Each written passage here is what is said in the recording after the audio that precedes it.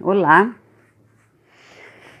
cá estamos mais uma vez, prontos para leitura ou para audição, dessa leitura que eu estou fazendo. Então vamos continuar com a Tenda Vermelha. Estou entrando hoje na parte 8. No último vídeo, a gente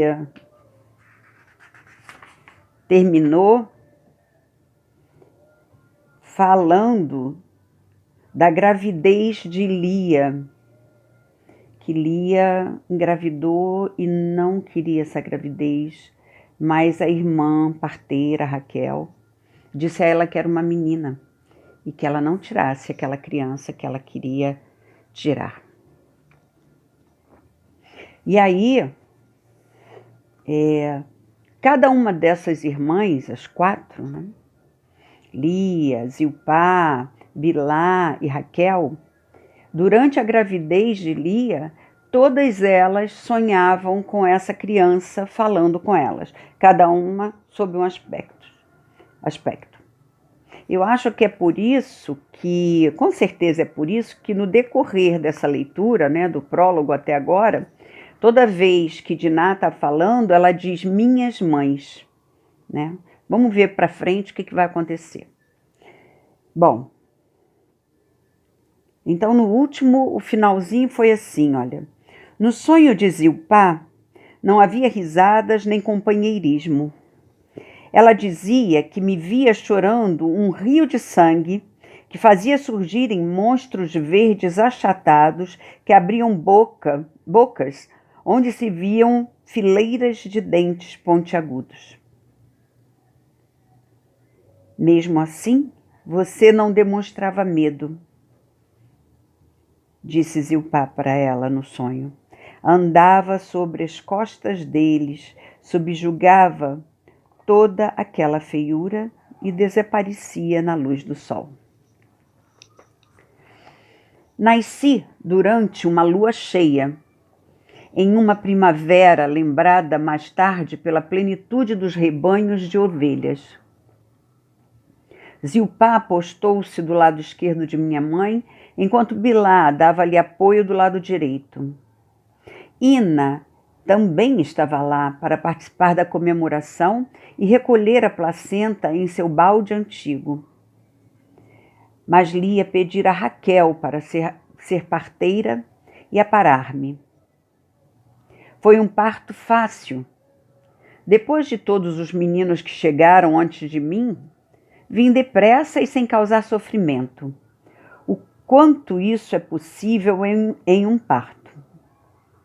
Eu era uma criança grande, tão grande quanto Judá, que fora o maior de todos.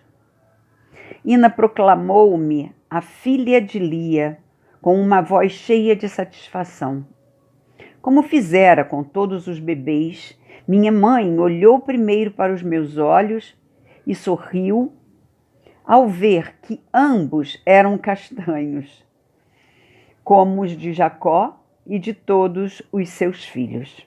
Faziam a parte. Não sei se vocês lembram, mas os olhos de Lia é um de cada cor, um verde e um azul. Por isso ela olhava os olhos dos filhos quando nasciam. Continuando. Depois que Raquel me limpou, entregou-me para Zilpá, que me abraçou e passou-me em seguida para Bilá, que me beijou. Tomei o seio de minha mãe com avidez, o que fez todas as mulheres do acampamento baterem palmas para nós duas. Bilá serviu leite adoçado com mel e bolo à minha mãe. Lavou os cabelos de Lia com água perfumada e massageou seus pés. Enquanto Lia dormia, Raquel, Zilpá e Bilá levaram-me para fora e, à luz da lua, puseram rena em meus pés e mãos, como se eu fosse uma noiva. Pronunciaram uma centena de bênçãos ao meu redor, norte, sul, leste e oeste, para proteger-me contra Lamastu e outros demônios ladrões de crianças. Deram-me 1000 beijos. De manhã, minha mãe começou a contar os 2 ciclos lunares que passaria na tenda vermelha. Depois do nascimento de um menino, as mães descansavam de uma lua à seguinte. Mas o nascimento de uma geradora de vidas exigia um período mais prolongado de afastamento do mundo dos homens. O segundo mês foi muito agradável, contou-me minha mãe. Minhas irmãs nos tratavam como rainhas.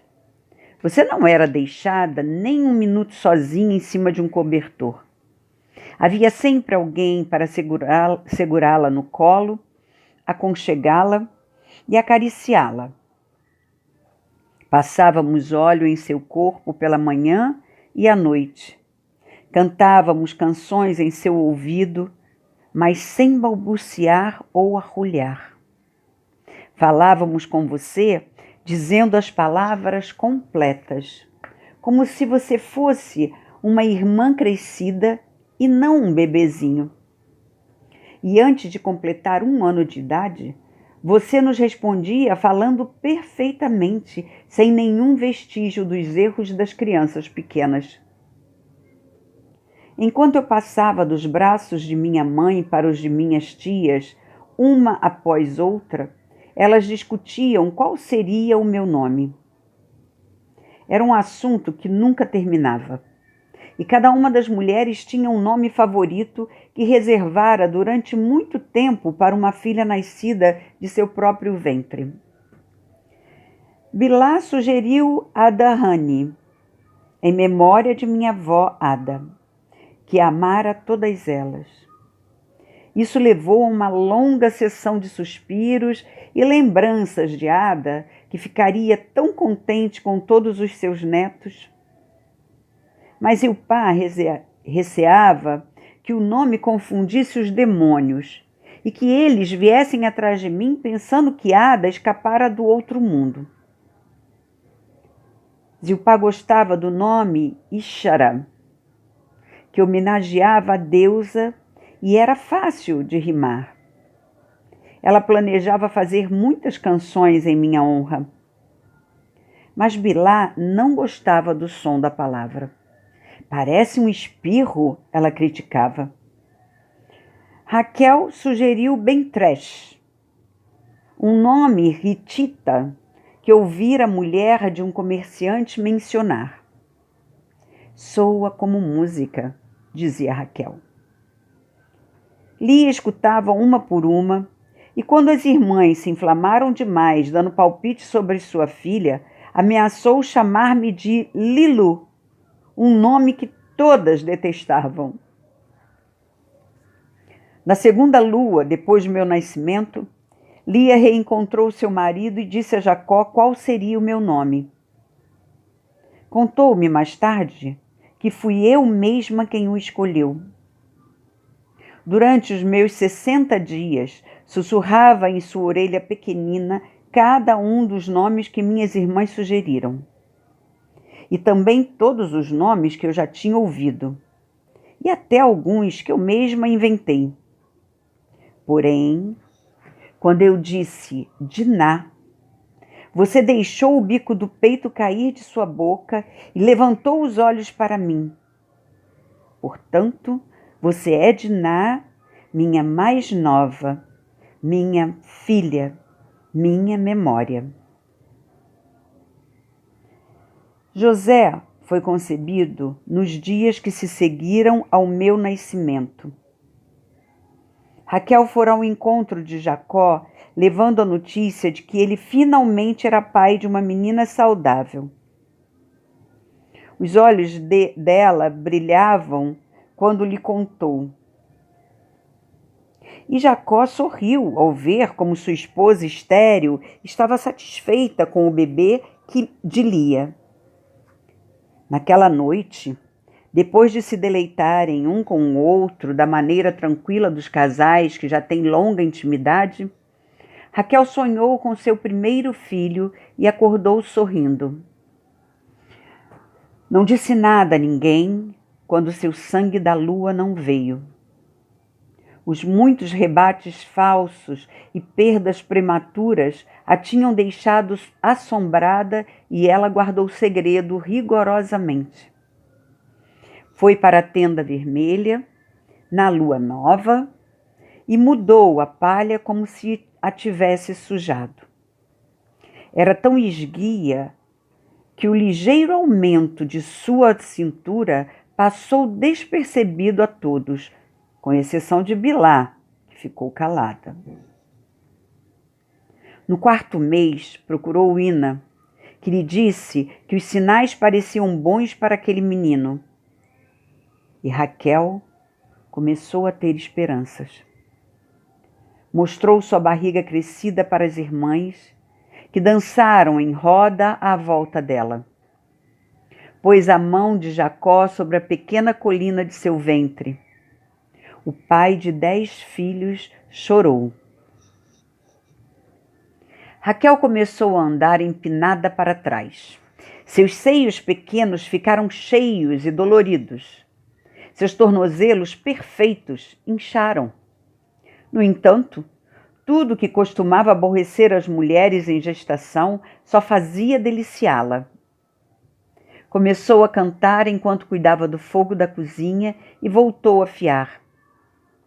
A família surpreendeu-se com a doçura de sua voz, que ninguém jamais ouvira elevar-se em uma canção. Jacó dormiu com Raquel todas as noites de sua gravidez, o que era uma transgressão escandalosa às regras dos bons costumes e um convite aos demônios. Mas ele não deu ouvidos às advertências e Raquel regalava-se com as atenções do marido à medida que seu corpo crescia. No 8º mês, Raquel começou a adquirir uma aparência doentia. Empalideceu e seu cabelo caiu. Mal podia ficar de pé. Logo, se sentia desfalecer. O medo sobrepôs-se à esperança e ela mandou chamar Ina, que prescreveu fortes caldos de carne feitos dos ossos de touros e carneiros não castrados. Recomendou-lhe que repousasse e visitava sua amiga sempre que havia uma oportunidade. Ina veio para o parto de Raquel. Os pés do bebê estavam para baixo e houve sangramento muito antes que ele aparecesse. As tentativas de Ina para virar a criança causaram dores horríveis em Raquel, e ela deu gritos tão lacinantes que todas as crianças no acampamento explodiram em lágrimas ao ouvi-los. Jacó estava sentado no bamá, os olhos fixos no rosto da deusa, indeciso, sem saber se deveria fazer-lhe alguma oferenda, apesar de ter prometido adorar somente o Deus de seu pai. Arrancava tufos de capim e segurava a cabeça nas mãos, até que não aguentou mais ouvir os gritos de Raquel e foi para a pastagem da montanha esperar que tudo acabasse. Passaram-se 2 dias até mandarem Rúben ir buscá-lo. 2 dias terríveis em que Lias e o pai e Bilá chegaram a se despedir de Raquel, porque tudo indicava que ela iria morrer. Mas Ina não desistiu. Deu a Raquel todas as ervas e todos os remédios possíveis que trazia em seus saquinhos. Tentou combinações que nenhum herborista havia utilizado ainda. Resmungou orações secretas, embora não fosse iniciada nos mistérios das palavras mágicas e encantações. Raquel também não desistiu. Lutando por um desejo de seu coração que lhe fora negado durante 15 anos. Brigou como um animal, revirando os olhos, o suor escorrendo pelo corpo. Nem mesmo depois de 3 dias e 3 noites de dores intensas, ela pediu que a morte a livrasse daquele tormento. A força dela era impressionante de se ver, elogiava Zilpá. Enfim, Ina conseguiu virar a criança, mas o esforço pareceu quebrar alguma coisa dentro de Raquel, e seu corpo foi tomado por um tremor que não cessava. Os olhos dela rolaram para dentro das órbitas e o pescoço retesou-se tanto que seu rosto ficou virado para trás. Era como se os demônios tivessem se apossado de seu corpo.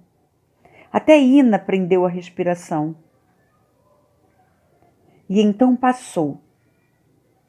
O corpo de Raquel livrou-se das garras da morte.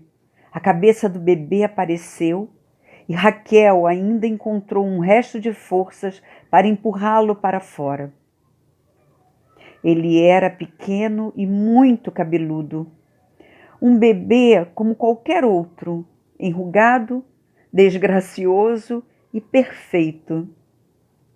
O melhor de tudo é que era de Raquel. A tenda silenciou, enquanto todas as mulheres choravam lágrimas de gratidão. Sem uma palavra, Ina cortou o cordão umbilical e Bilá aparou a placenta. Lia limpou Raquel e Zilpá lavou o bebê. Elas suspiravam e enxugaram os olhos. Raquel viveria para ver seu filho crescer. Raquel recuperou-se lentamente, mas não pôde amamentar. 3 dias depois do nascimento de José, seus seios endureceram e esquentaram. Com pressas aliviaram a dor, mas o leite secou. Lia, que estava me amamentando naquela época, pôs José também em seu peito. A velha zanga de Raquel contra Lia reacendeu-se por causa disso. Mas dissipou-se quando ela descobriu que José era um menino desassossegado, que gritava e esperneava enquanto não voltasse para os braços da mãe. Agora vamos entrar na parte em que eu havia dito, minha história. Capítulo 1. Não tenho certeza se minhas lembranças mais antigas são minhas de verdade, porque, quando me vêm à mente, sinto a respiração de minhas mães em cada palavra. Mas lembro bem do gosto da água do nosso poço, vivo e frio em meus dentes de leite.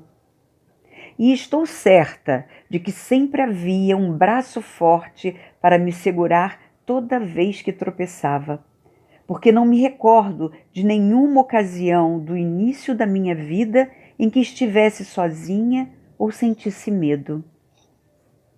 Como toda criança amada, sabia que era a pessoa mais importante do mundo para minha mãe. E a mais importante não apenas para Lia, minha própria mãe, como também para minhas mães-tias. Apesar de adorarem seus filhos, era eu quem elas vestiam e acariciavam, enquanto os meninos estavam lutando no meio da poeira. Fui só eu quem continuou a ir para a tenda vermelha com elas muito tempo depois de desmamada.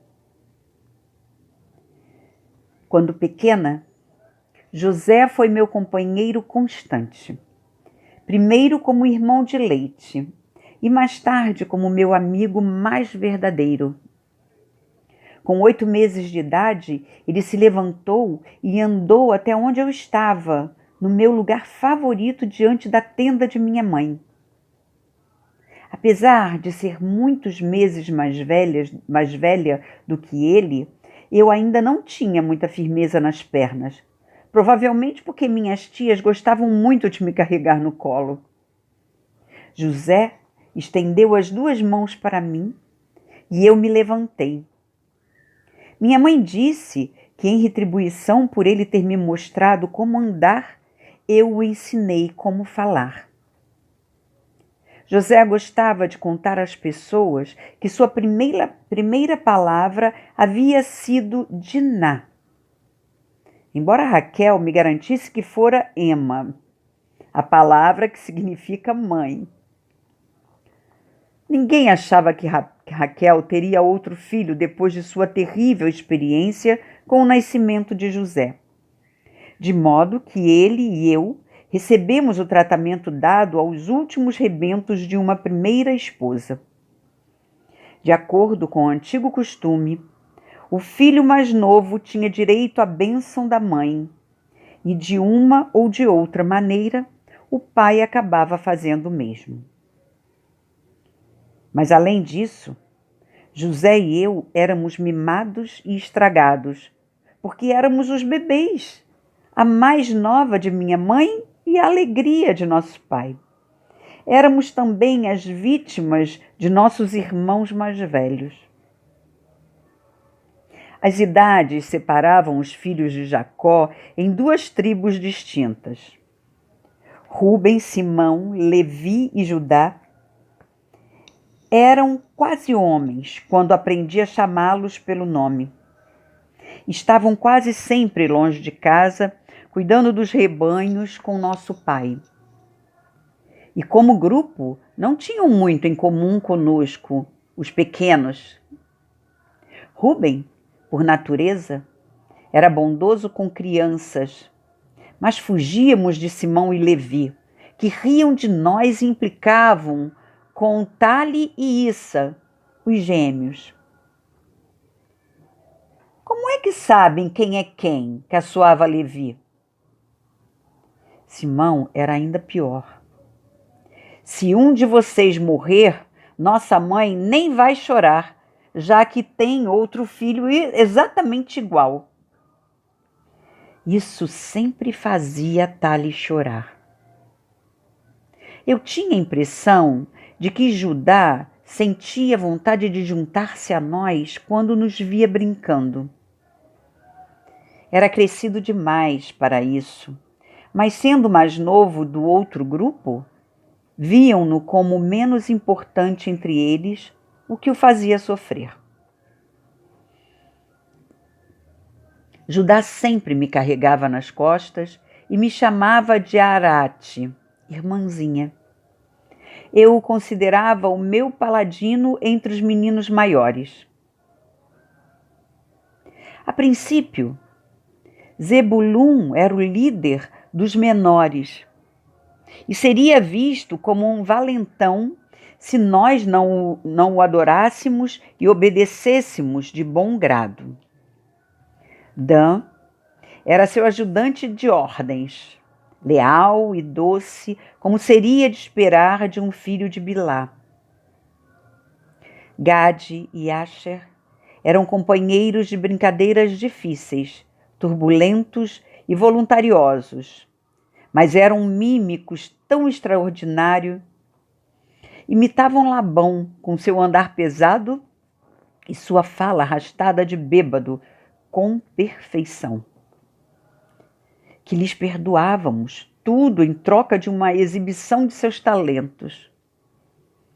Naftali, que só era chamado de Tali, e Issacar ou Issa, tentavam exercer alguma autoridade sobre mim e José, porque eram quase 2 anos mais velhos que nós. Chamavam-nos de bebês, mas daí a pouco vinham sentar-se conosco no chão e jogar pedrinhas para o ar, vendo quem pegava mais de uma só vez na mesma mão.